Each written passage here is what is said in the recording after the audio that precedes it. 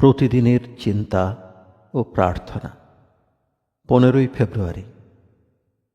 দিনের প্রধান চিন্তা।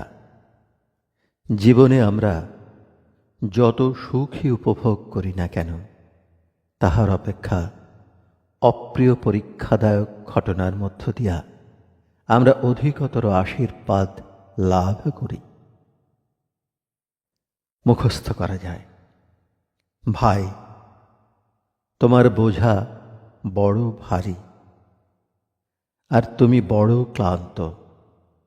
তবু যিনি দিয়াছেন তোমার মাথার উপর এত গুরুভার, দিবেন তোমায় শক্তি বহন করিবার।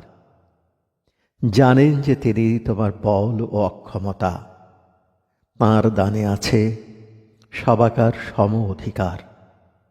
জানিয়া এ কথা কর তুমি শান্ত মনে সকল সহন, দুঃখ সুখ, লাভ ক্ষতি বিরাট বহন। উপদেশ। হে দুঃখ, তুমি আমার ভগবানের আশীর্বাদ।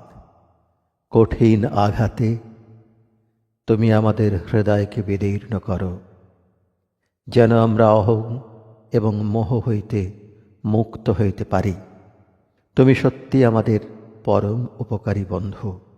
যদিও তুমি শত্রুর মতো ভয়ঙ্কর বেশে আমাদের সামনে আসো, তুমি আমাদের দূষিত অলস হৃদয়কে জাগ্রত করো।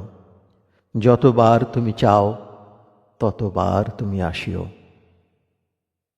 প্রার্থনা। হে মধুর সান্ত্বনাদাতা, আমার আত্মার চির আশ্রয়। যাহা কিছু সুন্দর, যাহা কিছু মঙ্গল, তুমি তাহার মূর্ত প্রতীক। আমাকে আশীর্বাদ করো প্রভু, যেন আমি আমার সকল আরাম, সকল আনন্দ তোমাতেই খুঁজিয়া পাই।